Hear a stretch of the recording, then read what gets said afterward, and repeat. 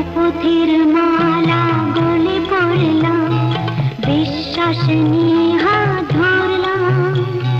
শপথের মালা গলে পড়লাম, বিশ্বাস নিয়ে হাত ধরলাম। তোমার গ্রহণ তাই করলাম।